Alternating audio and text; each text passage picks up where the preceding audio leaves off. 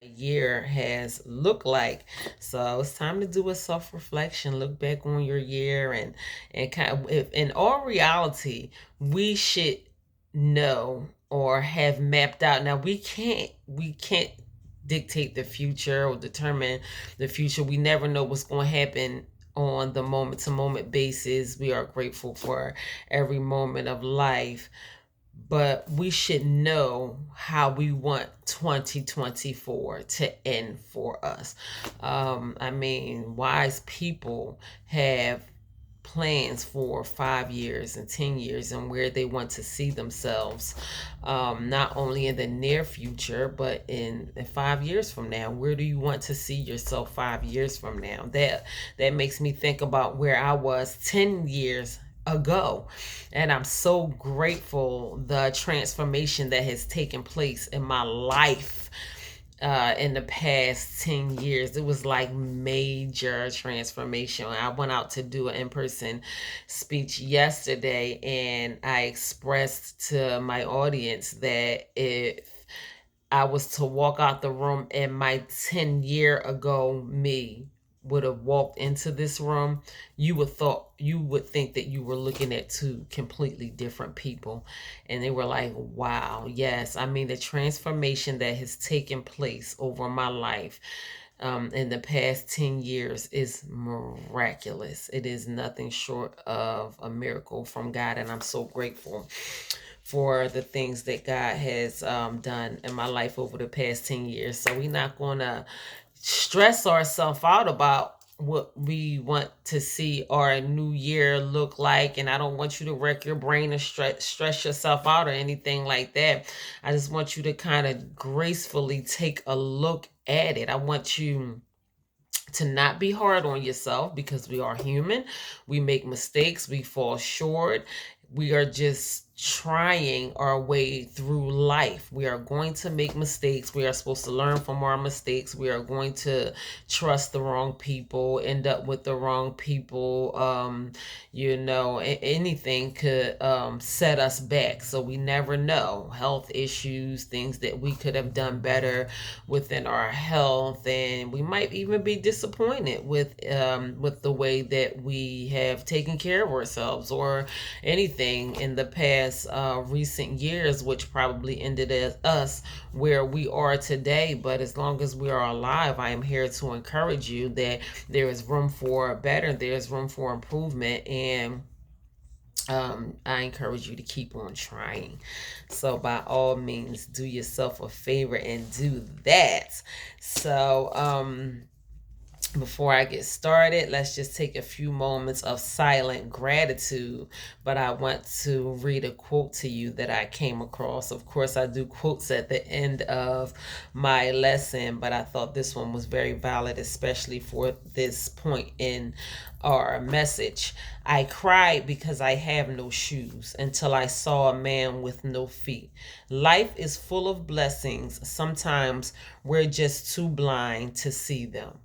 So that should resonate with all of us, because I know sometimes we get caught up in complaining about what we don't have, and we don't even realize how blessed we are to have the things that we do have. I was reading a book.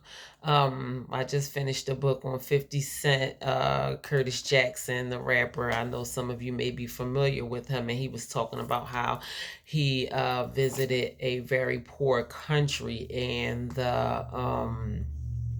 the conditions that they lived in, even compared to the low poverty stricken neighborhood that he grew up in, looked like luxury compared to the poverty that he experienced in these poor countries. And sometimes, even in this season of Thanksgiving, I don't think we realize how blessed we are.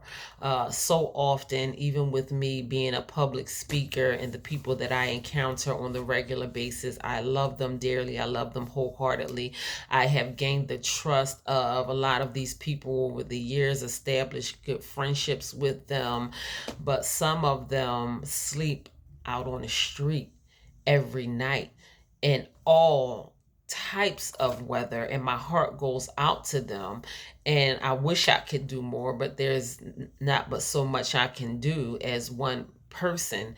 But just extend my prayers to them, and I do try to encourage them to want more for themselves. I just try to plant those seeds within their minds, and that's why I think it's important for me to go out and do public speaking on the regular basis. But these people sleep outside, and even when I come home from a long day, I'm so grateful when I open my front door and when I can get into my warm bed at night. And I'm grateful that my children have a roof over their head. Some of these things we take for granted because we never know. We don't know their story and how they may have ended up in that situation. And I don't want us to be sitting so high up on our horse that we think that it could never be us, or I would never allow myself to get in that situation, because newsflash, yes, it can. It can by all means be you that has to sleep outside at night, or who was born in a third world country, who has to live in poverty and feces and drink dirty water and eat the same thing to try to nourish their bodies every day, which is not even food. It is just something to keep them alive. And we have to count our blessings, because just as we have it right now, it can be taken away from us at the blink of an eye. So I don't want us to think that we are entitled to have the things that we have. I know by all means we work hard for the things that we have, but even to be where we are on the regular basis is a blessing, and we should see it as a blessing. That's why I think it is so important for us to express gratitude, especially at the beginning of one of my life lessons. I don't do the gratitude, silent gratitude on Fridays or during any other my other short messages, but during this message every week. And I do silent gratitude, and I just really hope and pray that everyone gets in the habit of expressing gratitude on a regular basis. I shouldn't have to remind you all to do that first thing in the morning. That should be the first thing you do, and that shouldn't be the only time you do it. You should do it all throughout your day. It continue to express gratitude for where you are and the things that you have. That's literally how you open yourself up to more blessings. So let's just take this opportunity to collectively join in with each other on just a few moments of silent gratitude. And in these moments, you can close your eyes. I want you to focus on your breath. Take a couple deep breaths and try to cram as much in there that you possibly can think of within those few moments, and remind yourself why you are grateful today. You will be doing yourself a big favor. So here we go. Just a couple deep breaths in a few moments.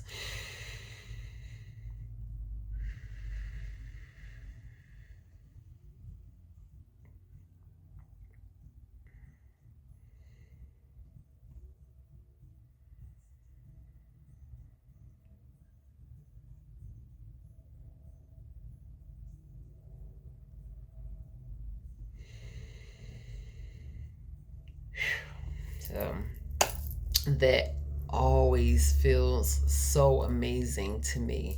I feel like I did something for myself. I did myself a favor by allowing myself to be consumed in those few moments of silent gratitude. So here we go. Let's get on into our topic for today. So today I want to talk about self-care. And my kings, my men out there, fellas, don't go nowhere, because this is for you too. By all means, when I say self-care, I am not just talking about, this is not a feminine thing. So don't be mistaken that it is a feminine thing. And I think that men are misled in that way, that they don't have to partake in self-care. A very masculine man asks me some tips on self-care, some things that I do personally for self-care that is very effective on for me. I don't want men to think that it's not for them. Even when I at my in my yoga class, it's like 50-50. Men is there's just as many men in my yoga class that there is women, and I don't want men to think that they don't have to cater to themselves in that way, because men, you are important, and by all means, just as much as we as women need to indulge in self-care on the regular basis, our men need to practice self care on the regular basis as well. So here we go. So I'm going to start this off with a question, which I don't normally do. And the question is, what does self care mean to you? So you can take I'll give you a couple seconds just to think about it personally, in your personal walk, in your life, in your past, whether you have been prioritizing it or whether you have not been prioritizing it. What does self care mean to you? Sometimes we can think that something like self care is not a priority in comparison to all of the other things that we have in our life. So that's wrong. Self care should be on the top of our to do list. But I want you to think about it for yourself, because it's okay. I'm not here to, you ain't in trouble because if you have not been prioritizing self care. I just want to express to you today the importance of self care. So, true self care is doing something you truly enjoy every day. So, you may not see it as that, but it is. And the word truly sticks out to me because I know a lot of us like to indulge in sinful pleasures, different things such as sex or shopping or drugs or drinking and all of that kind of stuff. And those things can be pleasurable, whatever floats your boat. This is a no judgment zone. I am not here to judge you, but those are not things that we truly enjoy. The things that you truly enjoy is things that you can do in your sober mind, things that you don't have to be intoxicated while doing it. So think about that for yourself. What are some of the things that you truly enjoy doing every single day? Like, come on, those things that I named, they can wear a little thin. Like, you can get tired of doing those things. Indulging in sexual pleasure. I mean, that can be fun, but who wants to consume themselves in that every single day, especially if you're not in a loving relationship and you just going around getting in Pound Town anytime, any given time? Like, you gonna get tired of doing it.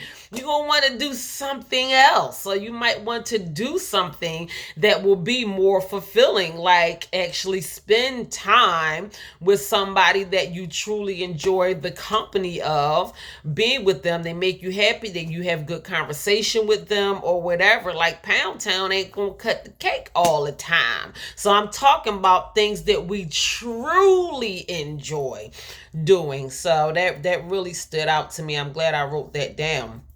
So the main focus of self-care should be to improve your mental and physical health. I can be done. I can be done right there. Those are things that are so important. I spoke about mental health when I went out and did my public speaking yesterday, and my twin emphasized, she said, you talk about mental health a lot, which is great because it's so much needed nowadays. And I think that we minimize the importance of maintaining a good line of mental health. And I don't think we realize how much physical health correlates with our mental health, because when you take care of yourself physically, you will feel better about yourself. When you don't take care of yourself the way that you should physically, it affects you mentally. You are disappointed in yourself when you overindulge. Later on, it might feel good at the moment, but you feel bad about overindulging. Most people are gluttonous. They take in way too much than what they need. I am guilty of it. I am disciplined with my eating habits oftentimes. Sometimes I don't eat at all. I give myself one day of complete fasting and just putting, well, not complete fasting. So I will put raw foods in my body, just my green smoothie and maybe some nuts and water, and that's it. And that does a lot for me mentally and physically, because there are actually people out here that are starving out here in this world who don't have food at all. So the day that I do designate to not eat a meal at all on that day, sometimes I get hungry and I want to eat, and I remind myself this is my day of fasting, and it does something for me mentally. I do that once a week. And there are people who have very little to eat, and just because we got it to eat don't mean we need to be eating it. Most people just eat way too much, even, and I do it too. I keep telling myself, I have down on my list of goals that I was going to portion control. I have not portion control yet. So sometimes when I do eat very healthy on a regular basis, but a lot of times I just make a plate that can feed two people. Now, in all honesty, I only prepare one meal a day for myself, and I just probably break it down. After I do sit down in front of that meal, it might take me maybe a couple hours or so. I eat half of it, might fall asleep and wake back up and then eat the other half of it. But who needs a 2-for-1? Like the amount, two people can sometimes eat off my plate of food. So I'm guilty of that. I'm not saying that I'm not guilty of that, but when we do overindulge, it takes a toll on us mentally and physically. I just like when we get drunk and then we all tore up. Trust me, I know. You done jumped inside of, I used to jump inside. Child, my mom used to drink Teller's Port. That Teller's Port ain't no joke. My mom had me drinking some Teller's Port. I used to jump in a bottle of Teller's Port. I remember I blacked out one time. Thank God I was at home and my twin was there, and she made sure I was okay, but I ain't remember nothing that happened. And then when you get to that point of being intoxicated, you don't feel good about yourself. You don't even feel good in your body. And I can't speak for everybody, because some people might like that feeling.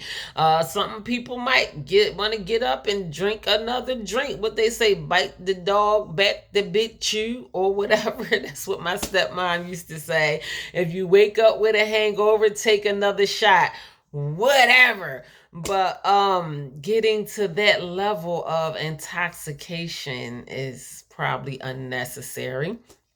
um Big ups to the people who know how to take a couple drinks and enjoy themselves and sit down somewhere and is able to enjoy their buzz without overindulging in it, because these things are not self-care. These are examples of bad self-care, when we overindulge in things like alcohol, drugs, sex, and all of those kind of things. I know those things will probably never be completely eliminated out of our lives, and they shouldn't be. We should be able to enjoy a healthy amount of some of these things without them taking a toll on us, but most people don't. You give them a little bit and they take all of it. So we're greedy, especially here in the United States, because it's when it comes down to things like food, we don't even really take into consideration that there are starving people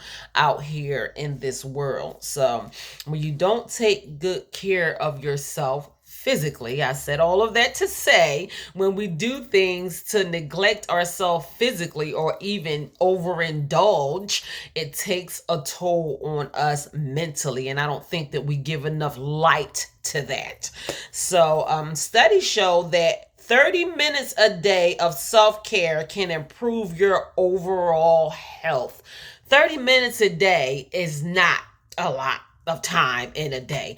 That is from 24 hours in a day, a half an hour of that 30 minutes in your day can improve. It says it can improve your overall health.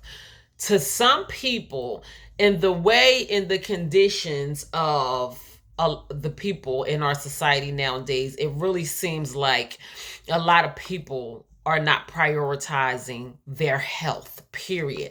They look to the doctors to perform these miracles after we have done these devastating things to ourselves that we literally did to ourselves to end ourselves up on dialysis, or we just not taking care of ourselves, or our weight is unhealthy, or our blood pressure is high, or cholesterol is high. I'm not talking about people who are diagnosed with things beyond any of their own doing. I'm talking about the people who suffer with terminal illnesses on a regular basis, who in all reality could have followed doctor's orders, cleaned up their health, did more physical activity, and just literally decides not to do it on the regular basis.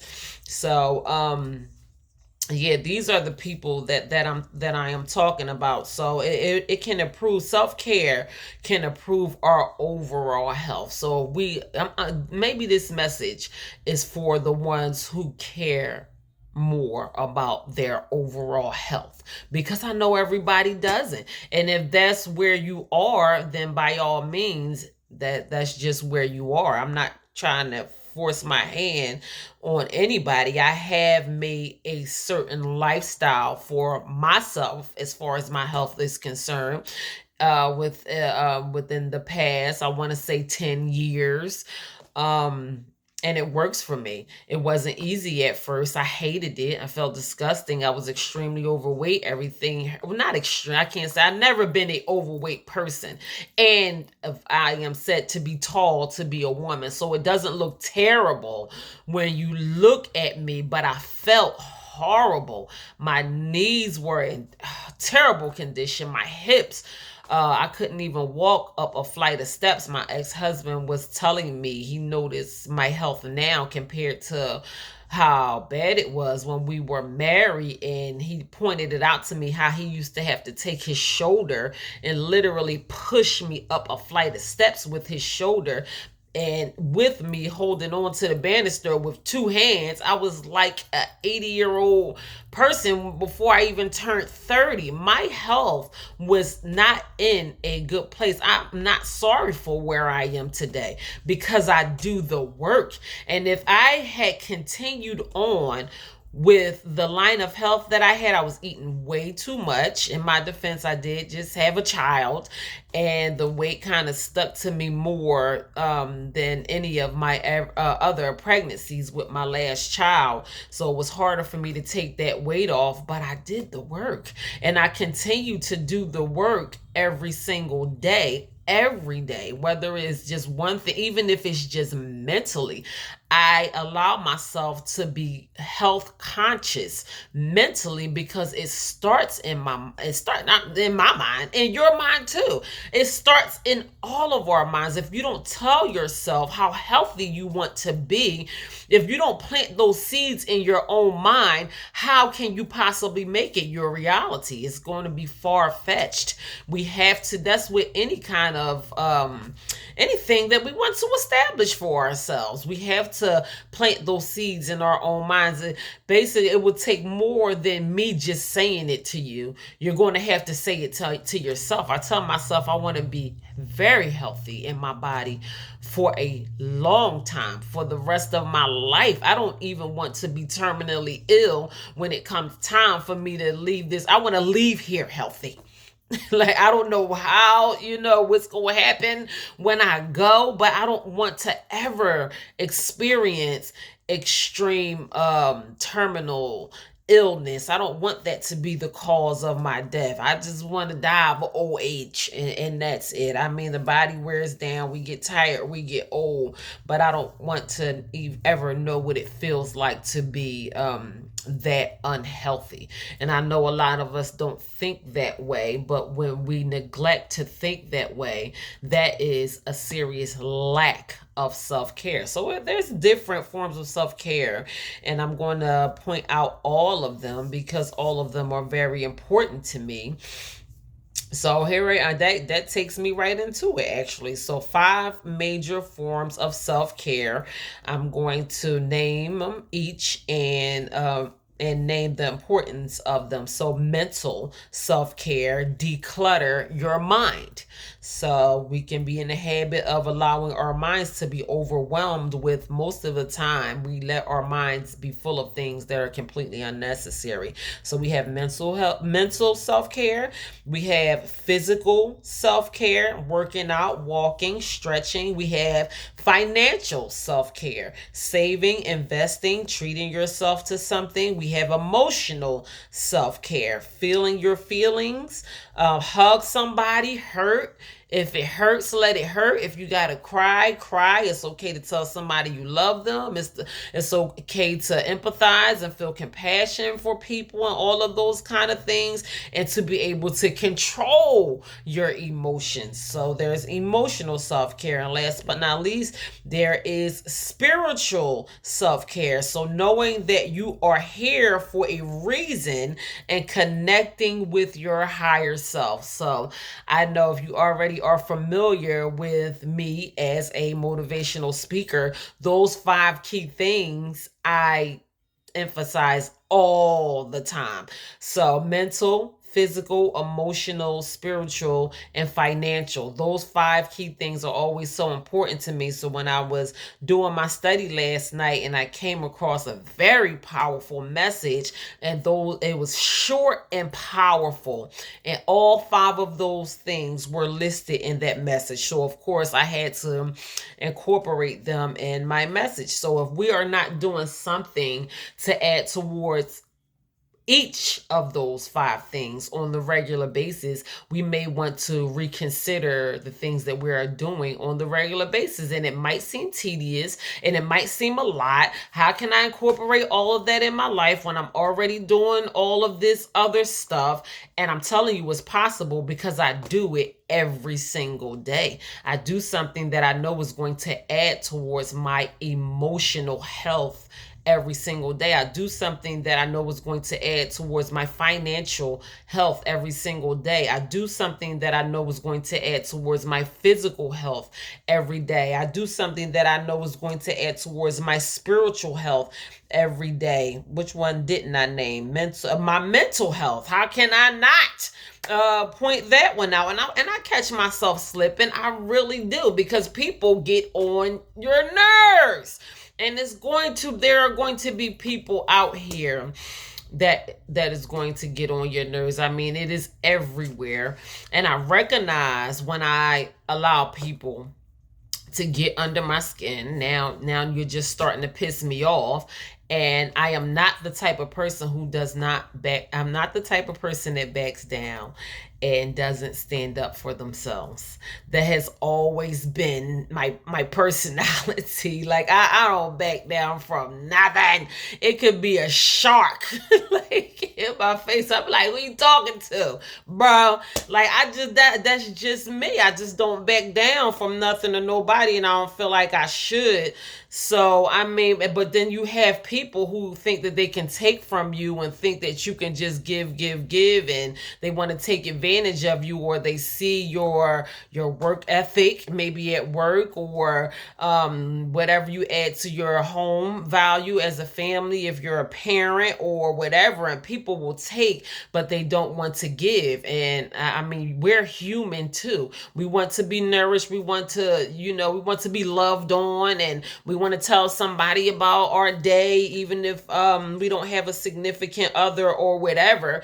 And if I notice that you are a taker, I am going to express myself to you that I am not here to be used by you or anyone else, and you're gonna have to go ahead with all that because you got the wrong one. But and that's a form of self-care too.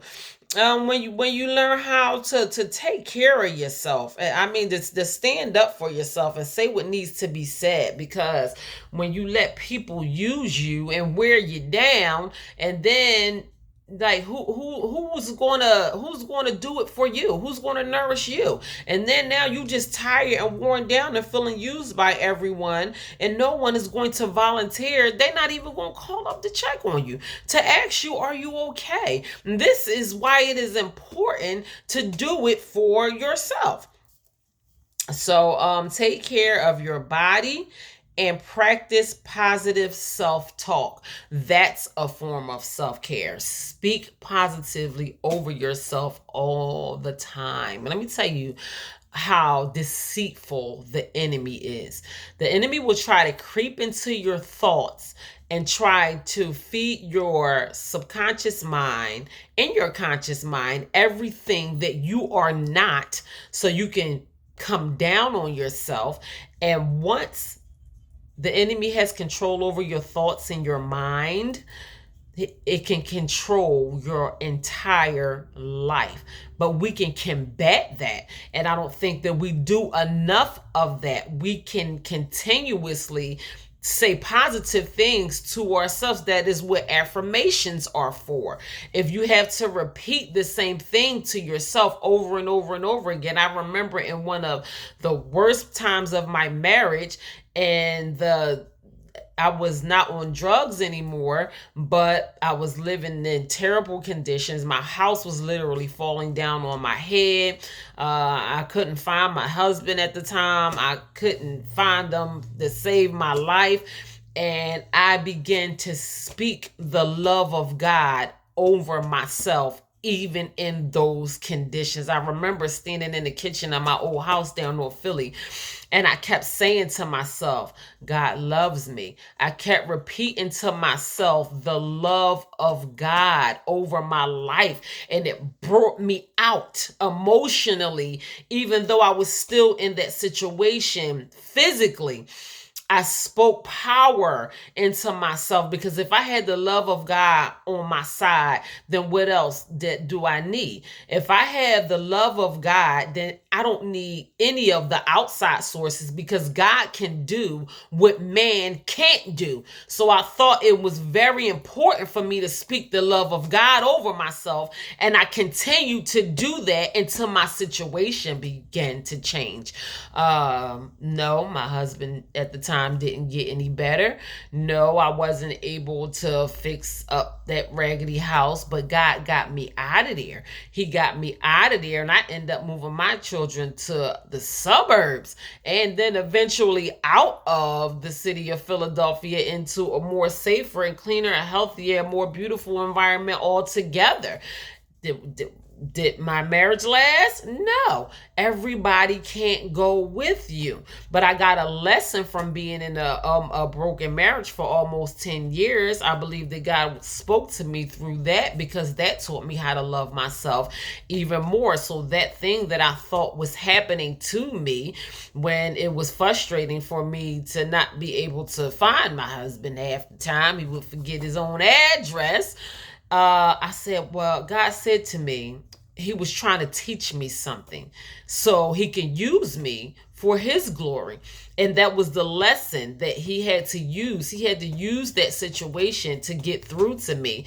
And he was like, okay, well, now are you ready to listen?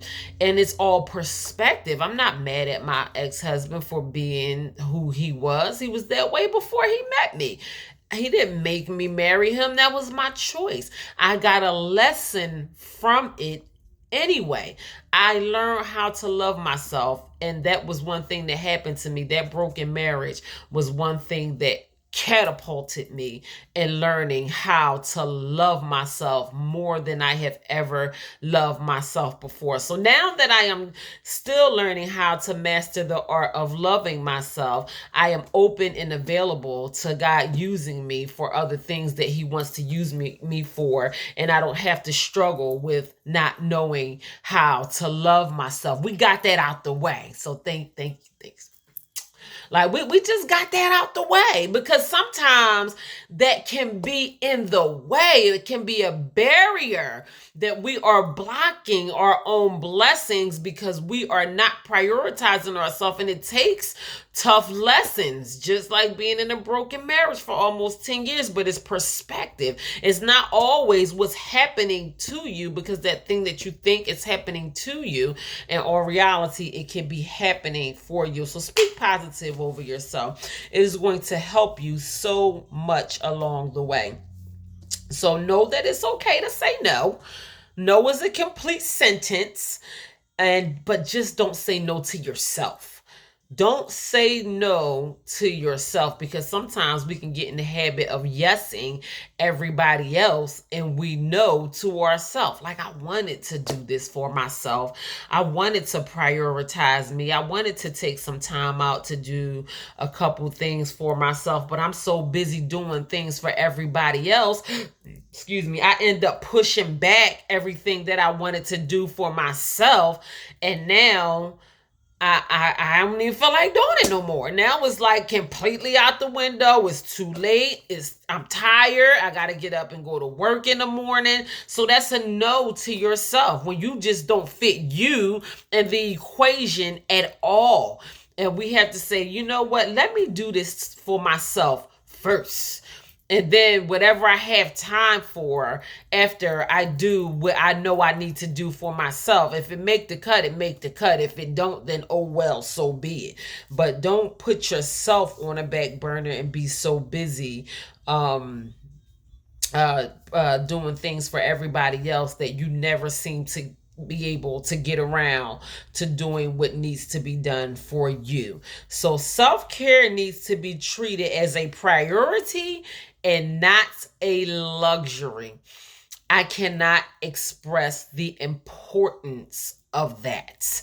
Like, I will sacrifice a lot to for self-care for me. Like, my son got attitude with me the other day because he gonna tell me, number one, I hate the fact that we just need 2 full bathrooms. We got 1.5 now. I can't wait until the Lord bless us with a bigger house, so I don't have to share the bathroom with them anymore.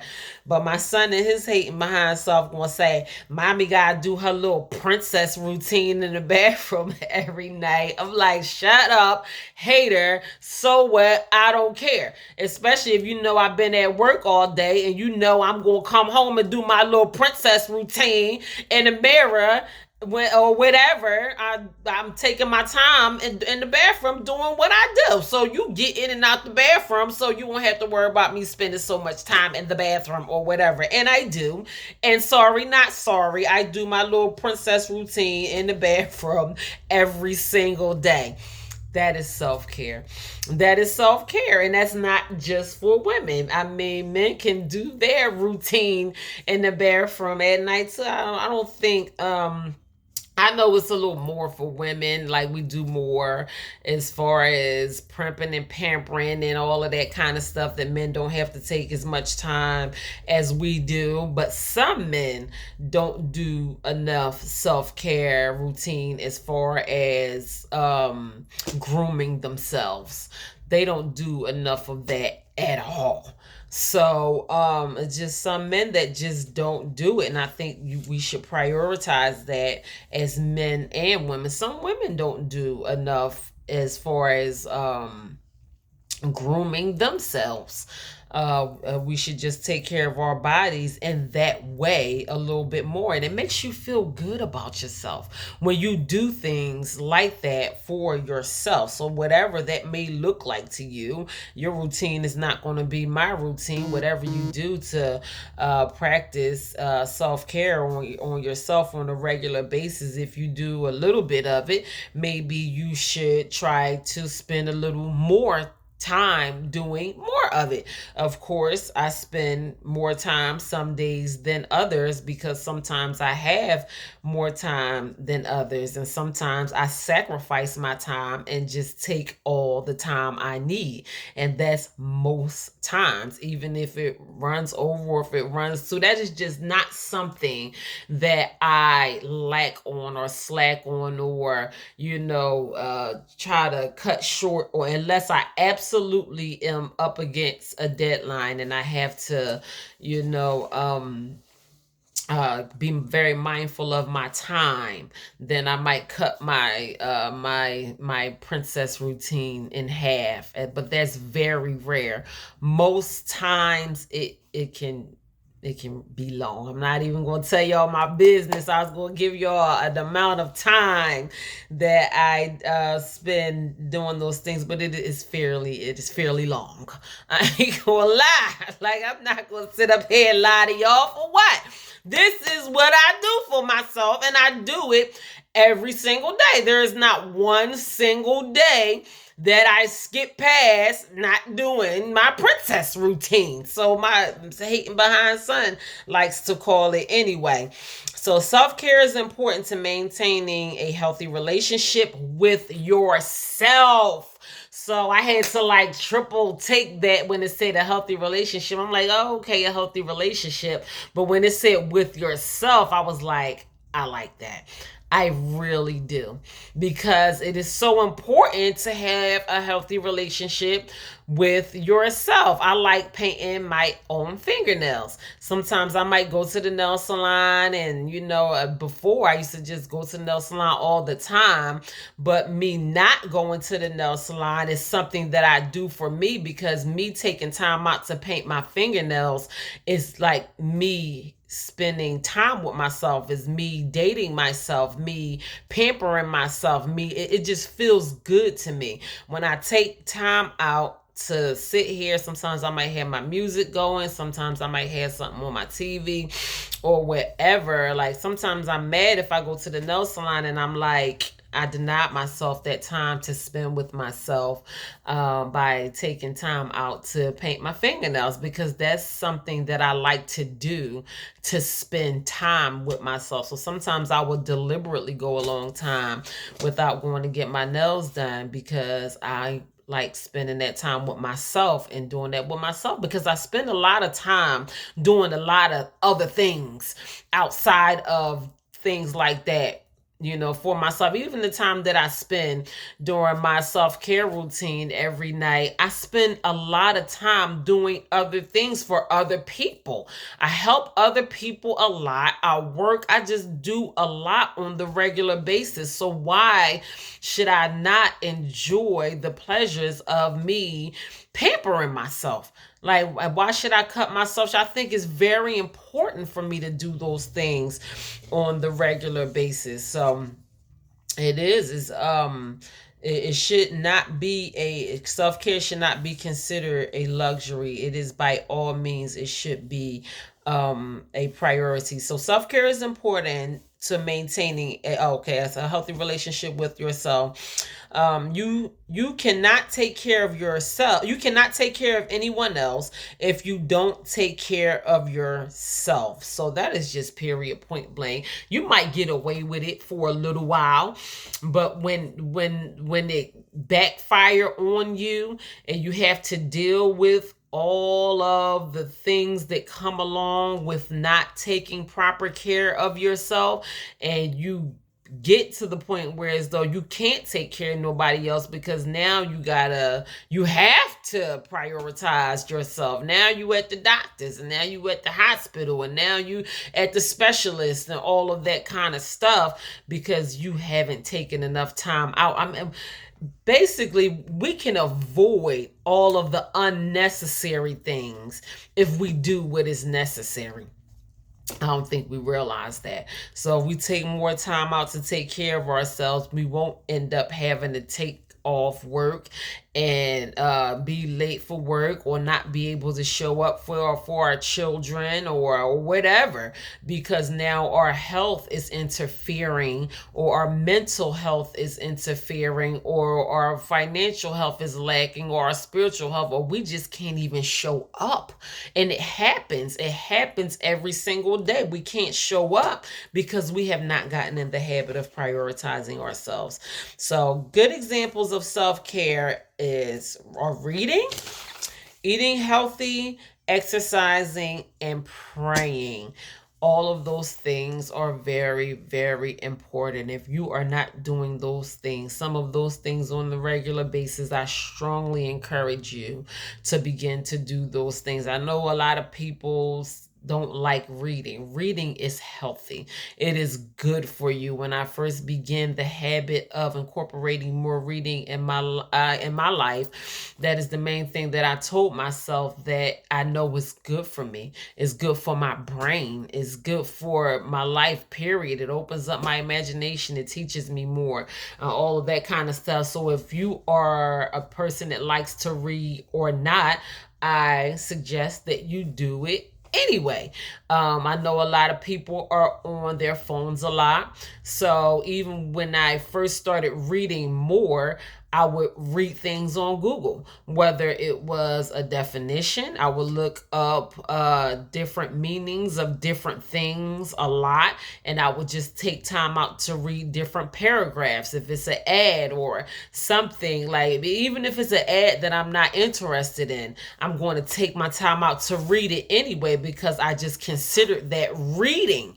And it is reading, even if it's right off of your phone. So it went from me doing those small things, 2 minutes, reading a simple ad or a definition or whatever I come across on my phone, to me reading books, reading novels, writing books, becoming an author. I mean, it just really worked out for me in my favor. And you may not want to write a book or read a novel or anything like that, but you don't want to limit your mind. You want to expand your mind to places of the world that you probably would never see. So when we don't read, we close our mind into the box which we live in, and it's more to life than that box that you live in, than the state that you live in, the neighborhood you live in, the city that you live in, or whatever, the country that you live in. Is so much world to see, and you can almost see it by picking up a book. So not only do we need to develop healthy habits like reading more, and I know that is like the majority of people don't want to do that, but we need to develop those habits for ourselves, and we need to pass it down to our younger generation, our children, our children's children, our grandchildren, our nieces and nephews, and all of that kind of stuff, because it is important. Reading is a form of self-care. So I didn't just make that up.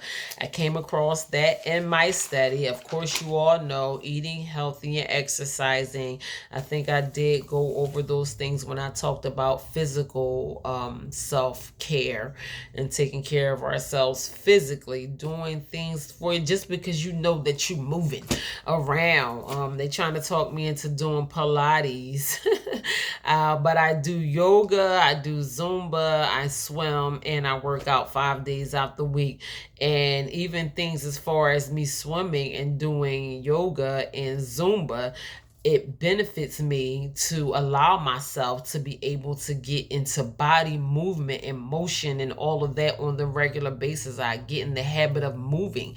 A body in motion stays in motion. Some people just deteriorate until they die. They don't allow themselves to get into motion in that kind of way. So whatever that looks like to you, you may not want to you may not want to do Zumba or Pilates or yoga or swim, but you may want to do something. You may want to make running a habit. You may want to walk more. You look up some things on Google that you can do to add more physical activity into your daily habits. And even if you start off by doing those things just 5 minutes a day, by all means, I encourage you to go ahead and do it. Listen, we're walking into a new year, and I don't know about y'all, but I came to a point in my life where I just got sick and tired of being sick and tired. And I knew that there were things that I can do in my own power to kind of help get me out of that rut. So I'm trying everything. It's like life is like a smorgasbord of so many different things. Some things worked, some things didn't work. Some things stuck, some things did not stick. But I continue to try. I continue to make it a lifestyle out of it for myself. And these things work for me. I feel good in my body to be a 43-year-old mother of 7. I feel amazing on the regular basis. Yeah, like any aging human being, I might experience very minor aches. And I'm like, okay, that aches a little bit right now. And I get in the habit of stretching and moving it around and all of that kind of stuff. But I know it is because of the things that I do for myself on a regular basis that it works out for me and my benefit. And that's why I feel as good as I do on the regular basis. I don't feel old. A lot of people say I'm getting old. I feel old. I don't know what old is supposed to feel like. I don't know how people associate not feeling well with being old. I didn't know those two things went together. So my reality is my kids call me old. Y'all might call me old, but I am in better shape than them. So, someone asked me that the other day, and I was like, oh, that's so sad. I didn't even want to admit the reality of me being in better shape than some of my kids. Now, some of them are athletes, and some of them take better care of their bodies than others, but some of them are not in as good a shape as I am. And you talking about 20 years younger than me, so that, why does old have to be associated with not feeling well? I don't see how the two things correlate. You can be up in age and feel amazing. You can be 80, 90 years old. There are people that are bodybuilders that are in their 70s and all of that kind of stuff who will out exercise people that are 50 or 30 or 40 years younger than them. So I don't want us to be mistaken that with age comes illness or all that kind of stuff. So I remember someone tried to tell me once you turn 40, they give everyone high blood pressure pills after they turned 40. And I think I was like maybe 41 or something like that when they told me that. And I'm like, who give everybody high blood pressure pills when they turn 40? Because I never took a high blood pressure pill a day in my life, and I don't ever plan on it either. So like, who's making up these rules? And I don't know where that person got their information from, but I was like, not the kid. Y'all got me messed up. I'm not taking nobody blood pressure pills. I speak that over my life. I don't want it. Y'all can keep it. Y'all might think I'm old and I still feel amazing. So if you are not my age, if you are in your 20s, late 20s, or maybe walking into your 30s and you feel like your body is breaking down on you due to your coming of age and getting older, you think it's over for you because you're getting older and you don't want to accept the fact that you're getting older, you're lying to yourself because you can age gracefully. And I think everyone should get in the habit of taking good care of themselves so they can live a good quality of life when they get up in age. So feeling bad in your body has nothing to do with getting older. You just ain't taking good care of yourself. That's just the reality of it. You have to take care of yourself in order for you to feel good. Because I take care of myself and I feel amazing. So to God be the glory for that. So I don't take things like that for granted. So practice good hygiene, create a self-care plan, and think about what you value most, such as family, career goals, and dreams. So if you are going to set a self-care plan, think about the people that you love most in your life and some of the things that you want to do in your life, and begin to and base your self-care plan off of, I want to go out with my children more, I want to be out with my family more, and I want to be able to go to the aquarium or the museum or walk through the zoo or whatever. And sometimes I just don't feel that good. So you can start walking now. You can start walking 10 to 15 minutes in the winter time. So when the summertime comes and it's time to go outside and do spring and summer activities, you're going to be so glad that you started doing those things when it was cold outside, so you can go outside and be with your kids or do whatever you know you really want to do. So you begin to make a self-care plan for yourself and really sit down and think about it. What do you want to do with yourself? When they say health is wealth, that is not cliche.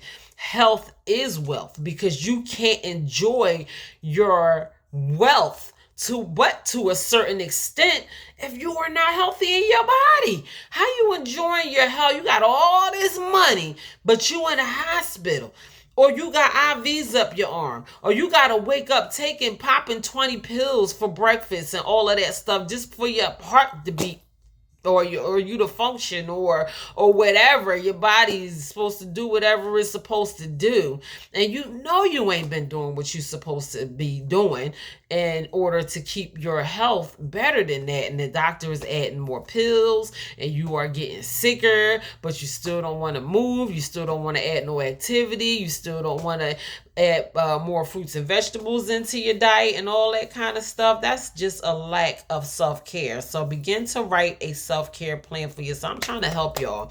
I am trying to help somebody today. If you don't know where to begin, that is a good place where you can begin, by setting a self-care plan for yourself. I want you to be realistic with your goals and doing these things. I'm going to do this for 5 minutes when I wake up, or I'm going to take a lunch break at work and do this for 5 minutes while I'm on break, or I'm going to do it for breakfast, lunch, and dinner. I'm going to walk for 5 minutes in the morning, walk for 5 minutes at night, walk for 5 minutes during lunchtime. That's 15 minutes of walking during the day. You just did yourself some cardio. You did your heart a favor just now. So yeah, setting a self-care plan for yourself is a great place to start. That is a very great idea. So self-care is about taking steps to feel healthy and comfortable. Some of us are just not healthy or comfortable. We're just not. We're not healthy in our minds or our bodies, and we are not comfortable with where we are. So if you want to be the person who prioritizes being healthy and comfortable, you may want to consider learning how to create a self-care routine. So signs that you have not been practicing enough self-care are you guys listening? I should have told y'all to write some of this stuff down. Like, this is just so much information that I'm giving y'all today.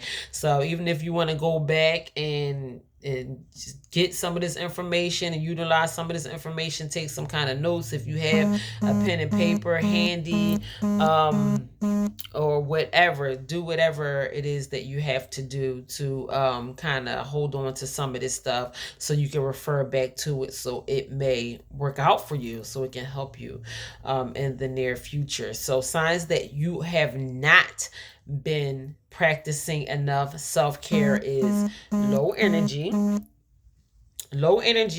feeling hopeless, no patience, headaches, stomach aches, and other physical symptoms of stress. So I'm going to read that again.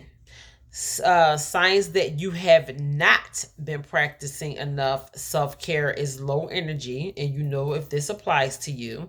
Feeling hopeless, if you just like ain't even no point of me doing it, I don't care, I don't feel like it is where it is what it is, whatever. If you just feel hopeless at this point, you have not been practicing enough self-care. No patience, you just snapping on everybody. You don't feel like it, you don't feel like hearing it, you don't feel like talking to nobody. You snapping out in traffic, you running red lights and all of that kind of stuff. You ain't doing enough for yourself. You just not. You are not doing enough for yourself if you just don't have any patience at this point.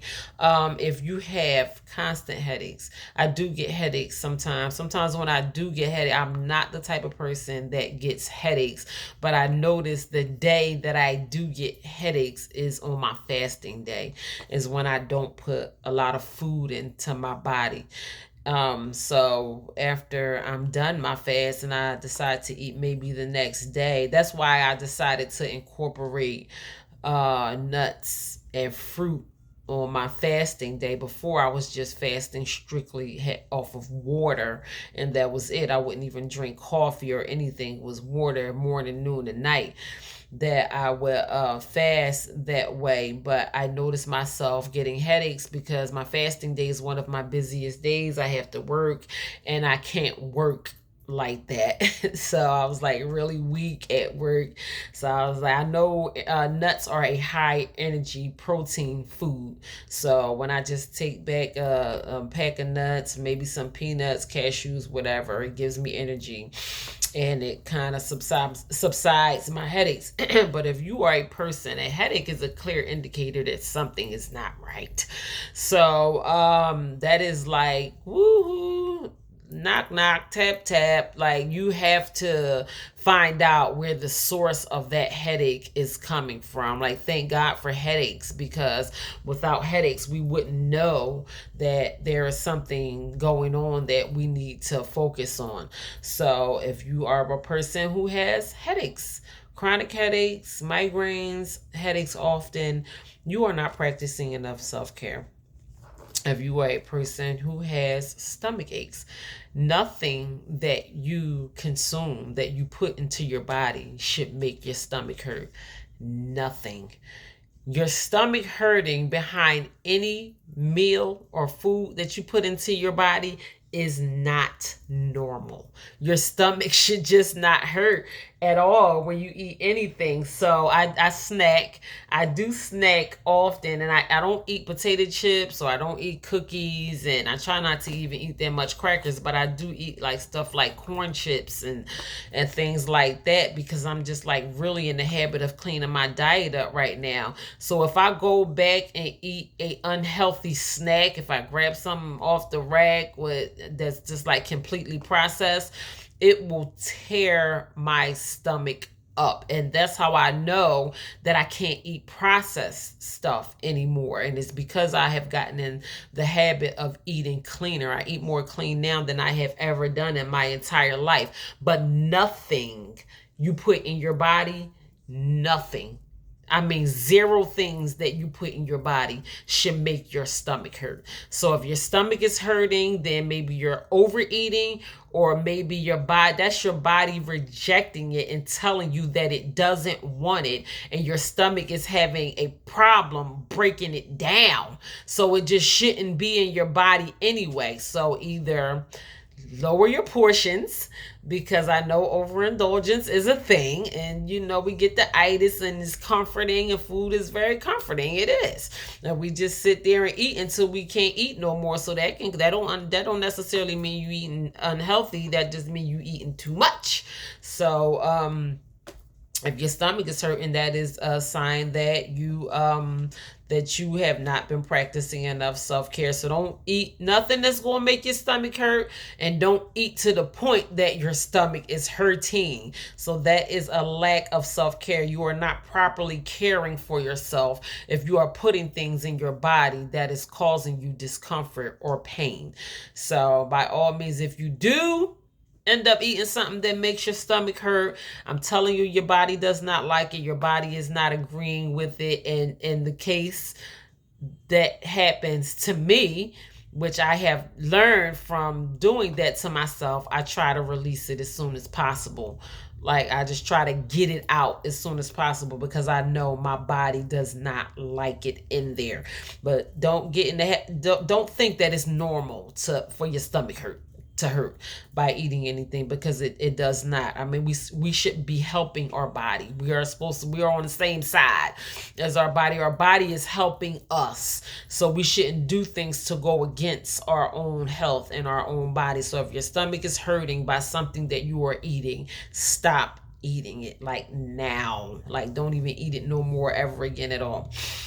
And that these are signs that you have not been practicing enough self-care, and also other physical symptoms of stress. So that can range from anything, maybe anxiety, mental health disorders, paranoia, a lot of things that people suffer with in their minds, depression, all of those kind of things that are there. These are clear indicators that you are not properly taking care of yourself and indulging in self-care if you are experiencing some of these things. So self-care is not only physical, it is mental as well. You see why I said this is not just for my ladies? Because I want our men to be healthy too. We need y'all. Like, we can't reproduce without y'all. We love y'all. We need to have healthy relationships with our men. We want y'all to be able to add great value to our families and all of that kind of stuff. And we need you to take care of you so you can be, not only so you can be great value to us, but we just want you to take care of yourself anyway. So I'm not only talking to black men, I'm talking to all men.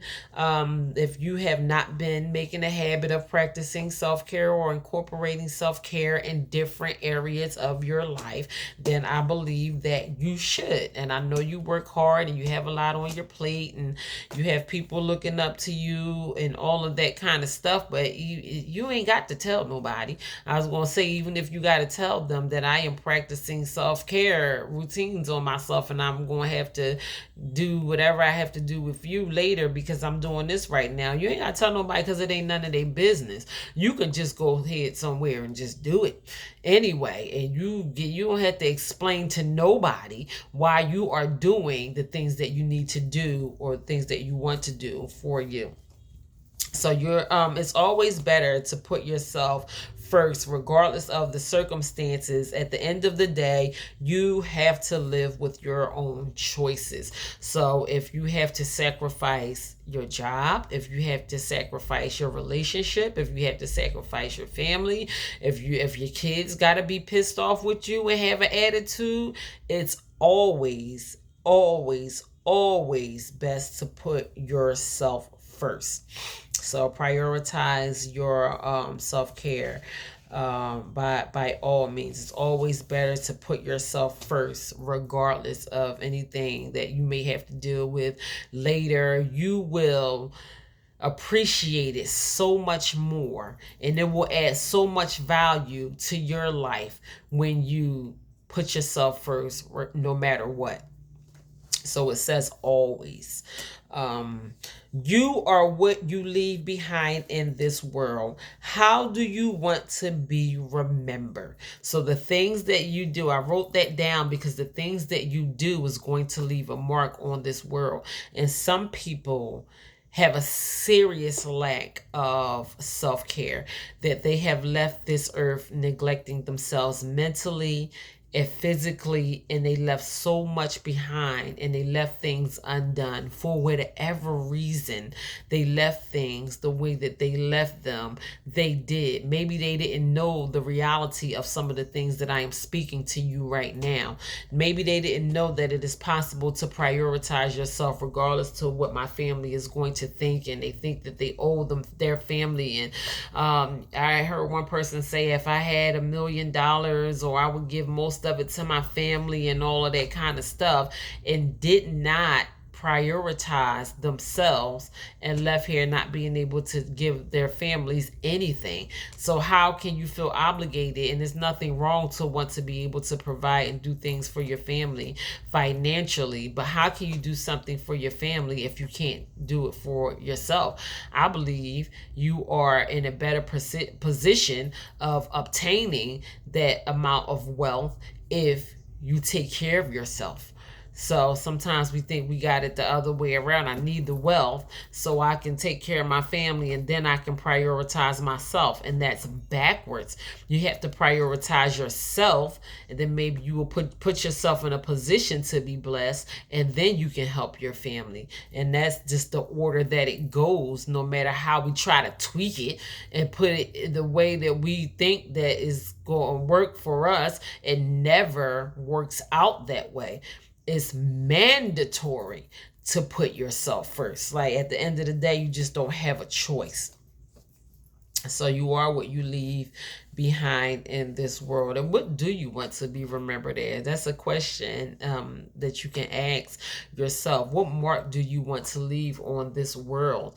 And your family for generations to come is going to look at your life and the things that you did with your life and how you prioritize yourself and the things that you did for yourself that made you capable of doing things for other people. And it's going to have a reflection on your family for many years to come. So it don't stop with you when you don't do the necessary things for you to maintain a good quality of life. That spills on to the people around you, and there will be a lack of for many generations to come. A lot of families now are still suffering in generational curses where they try to cover it up and say it runs in the family.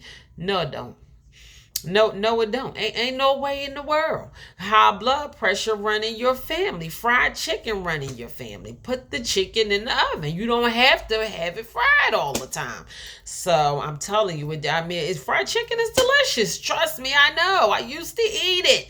I don't anymore. I don't eat chicken at all. But who doesn't like a good old piece of fried chicken every now and then? But you got some people out here that's eating fried chicken every single day and think that high blood pressure run in their family. No, it don't. You need to put that piece of chicken down or put it in the oven. So yeah, we have to think about the legacy that we leave on with our family, because they'll try to minimize it. Our sloppiness and our laziness and our lack of, and when we're not here anymore, they're going to talk about everything but the reality of the fact that we should have been willing to do more, and maybe our life would have ended better. Some of the lives of our loved ones that have gone before us did not have to end in the ways that they ended, and it's because of their lack of. I'm not saying all of them, and I ain't trying to take a shot against nobody's family, but that's the reality of it. People cause their own demise. They really do. And that don't have to be your reality because it happened for 4 generations before you, and you think that it is inevitable that is going to happen to you, because it does not have to happen to you. It can stop with you. So where am I? So you are what you leave behind in this world. So looking out for your well-being is your birthright. You were born with the right to look out for your well-being, and you deserve self-care. So that is where I ended my message on self-care. Before I go ahead and really quickly get into a few quotes that I wrote down and a few affirmations that I wrote down.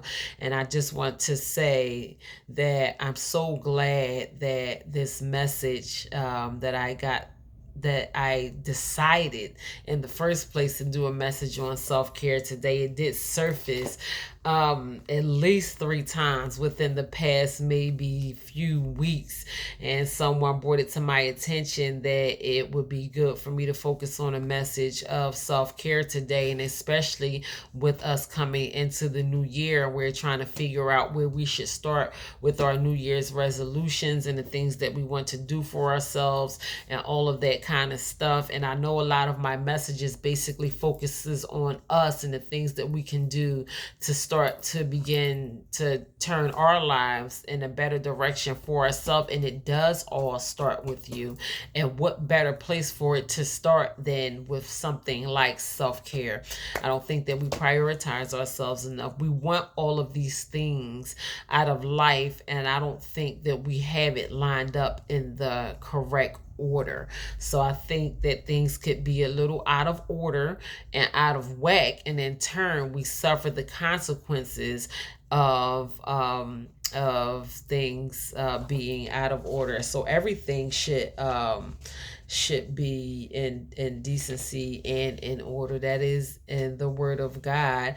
And in the Word of God, it tells us, for some of my holy rulers out there, is that we should honor our bodies. We should honor God with the way that we treat our bodies. And even certain people of religion and people of God do not, they can quote any other scripture, but they don't talk about how God said that in the Word of God, that we should honor God by the things that we do to our bodies. So that is important. You are important. Your energy, your purpose, the mark that you leave, your presence, and all of those kind of things. And if we don't learn how to prioritize ourselves and do the necessary things that we need to do to maintain a good quality of life for ourselves, not only for us, but for our loved ones and the people around us that love us. They don't want to see us suffer. When I was in the worst of my addictions, even with me being the black sheep of my family, I know it was not fun for my relatives to watch me suffer in that kind of way. So no, I didn't clean myself up for them. I did it for myself and for my children.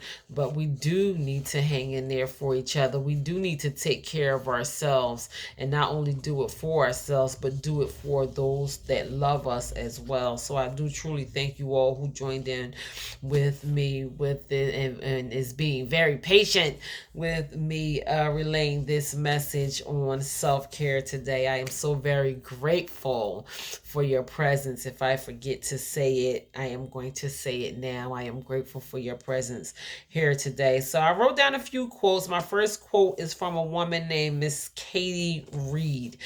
And I think she has a podcast. She's an actor. Some of you might be familiar with her. I believe that she is an author. It was just like a whole list of accomplishments that she made. So I'm not really familiar with who Miss Katie Reed is, but by the looks of it, she is well known. So this is what she said. Self-care is giving the world the best of you instead of what's left of you. So when you do prioritize yourself and your self-care, then you are more able to give the world the best of you. So I wrote down another quote from actor and producer Lucille Ball, and this is what Lucille Ball said: "Love yourself first, and everything else will fall in line." That is important.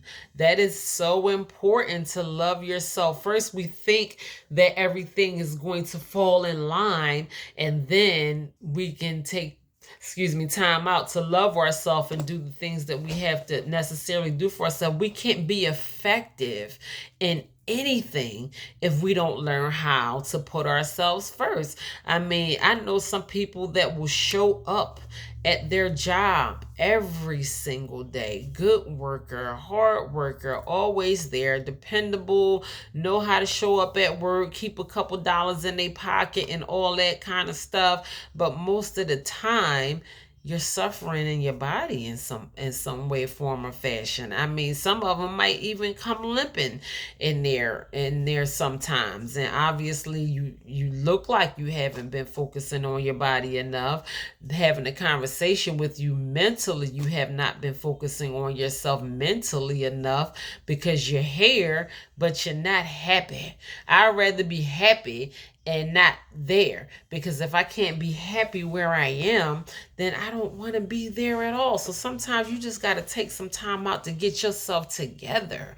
Like, let me do this for me. Your happiness is important. When you look back on your life and think about how you spent the majority of your life, is the most that you're going to be able to say is, I was able to show up to my job and keep a couple dollars in my pocket. If you wasn't able to do it healthy and happy, it means nothing. Money is not everything. There are so many things that are more important than money.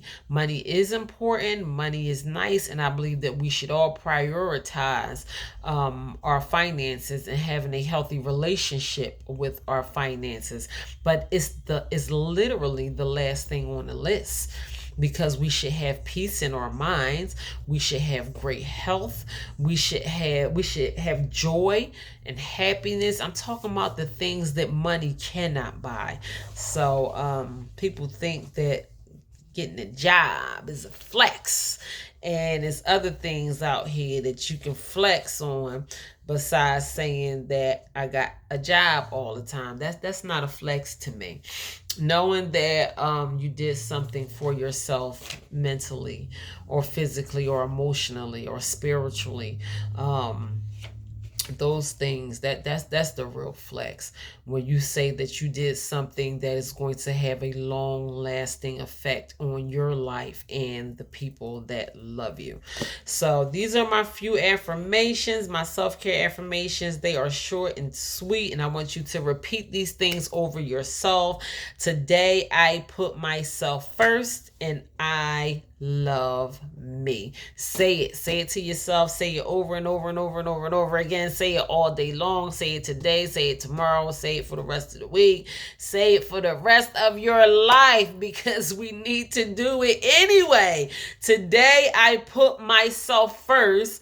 I love me. It gets no more plain and simple than that. Just go ahead and put yourself first. It's okay. You don't owe an explanation to anybody. You don't even have to tell them what you're doing. I'm putting myself first. Say it to yourself. Today I put myself first. Today I put myself first. Today I put myself first. Every time you look yourself in the mirror, every time you go in the bathroom, every time you look at your shadow, every time you look at a reflection of yourself, oh, that's me. I'm putting myself first today, and not only today, but always. And you know why I'm going to put myself first? Because I love me.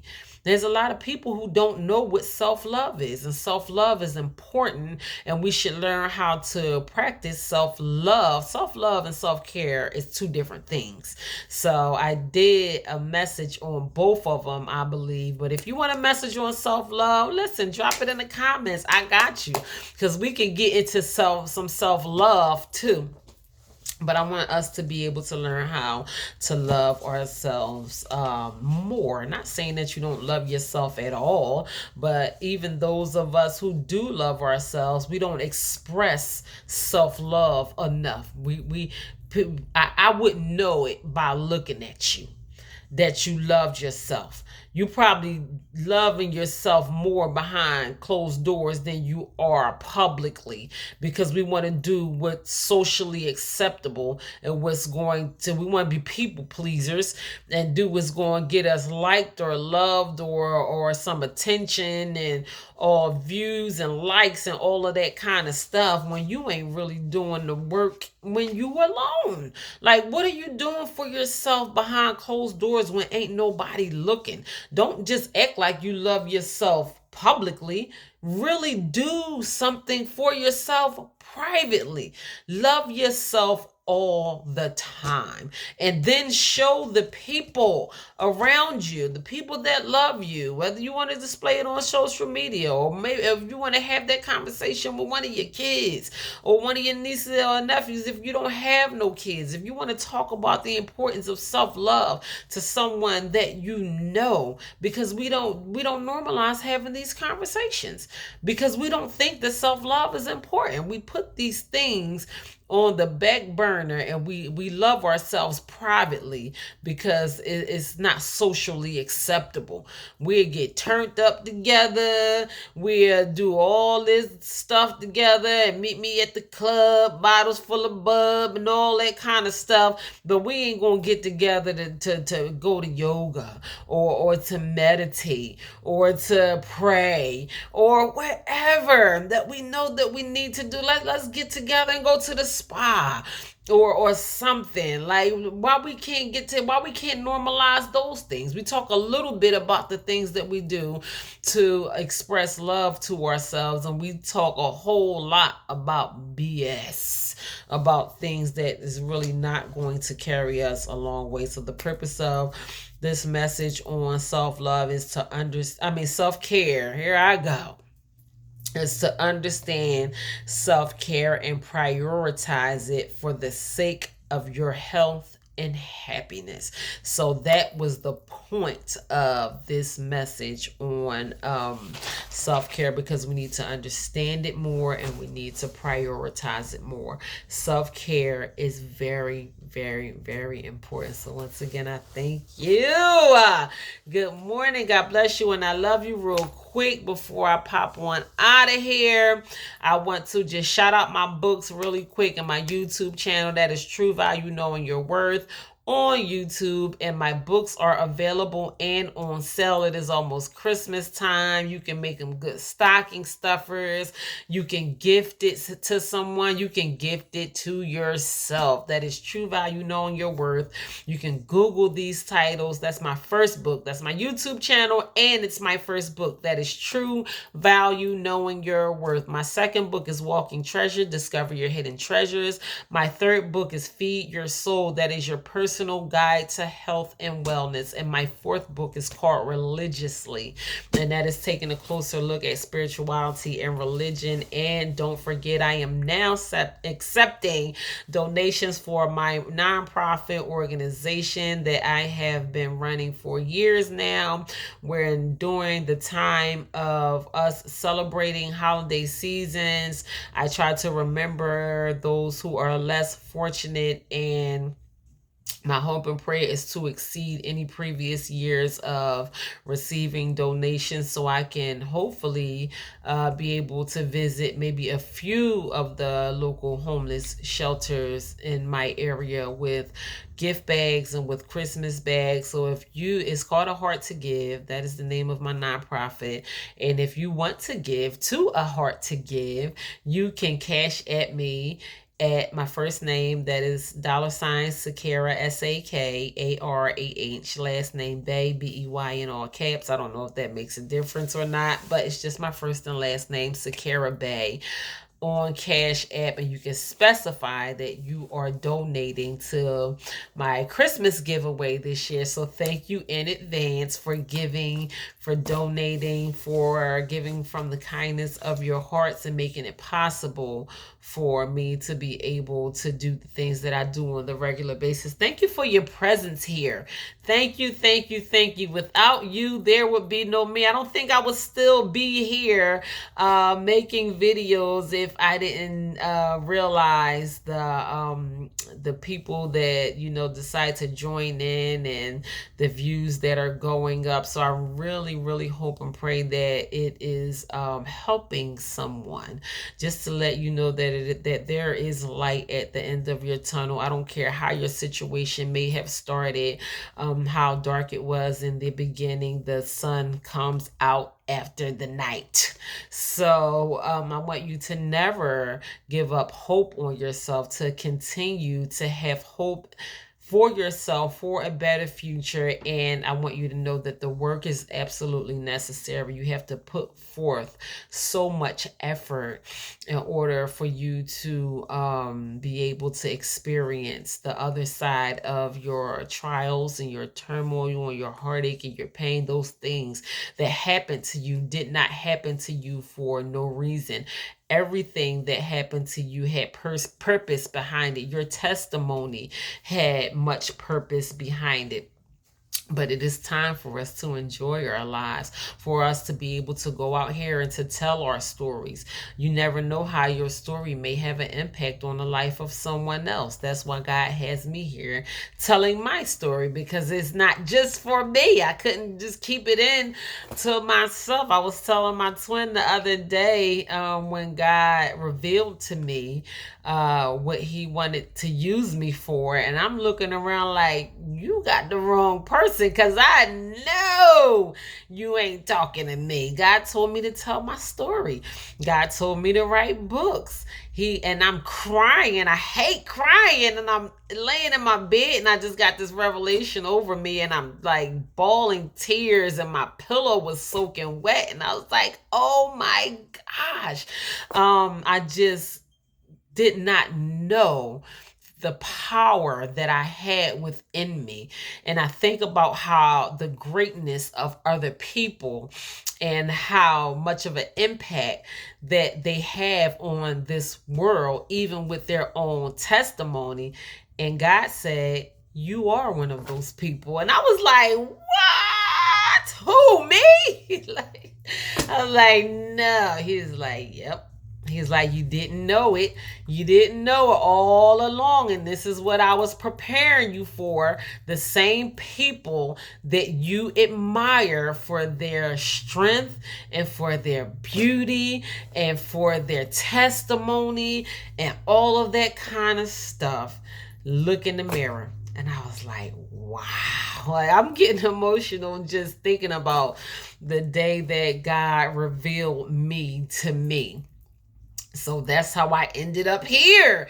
And that's you. That is you too. I'm telling you, you have a story to tell. So I don't know what that may look like for you. It's not going to look the same for you that it looked for me. So we have to all find our niche. We all have to indulge in the labor of love and do what makes us happy. You have purpose, you have a destiny, and you have to fulfill it. So by all means, doing things like self-care is removing barriers out of your way so you can fulfill your destiny and the reason why you are here on this earth. So focus on yourself, pay close attention to yourself, love on yourself, care about yourself, be mindful of the thoughts that go through your mind on the regular basis, speak positivity over yourself, speak kind words to yourself, give yourself grace, celebrate yourself, do whatever you have to do to overcome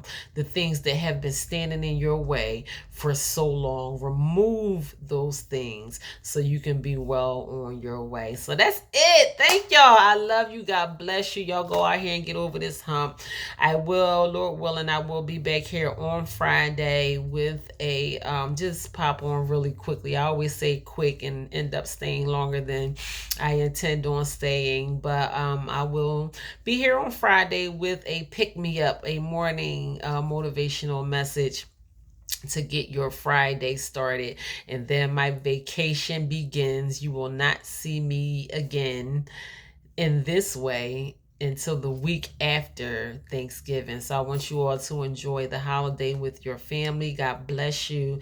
Thank you for your love and support that you have shown me thus far. I pray that you will continue to support me in these ways and maybe even more, and help someone. Have a heart to give in this season of celebrating. Even if you don't give to my nonprofit, I pray that you find someone to be charitable to in some way, form, or fashion. Someone needs you. So do not deny yourself the gift of giving in this holiday season. God bless you, and I love you.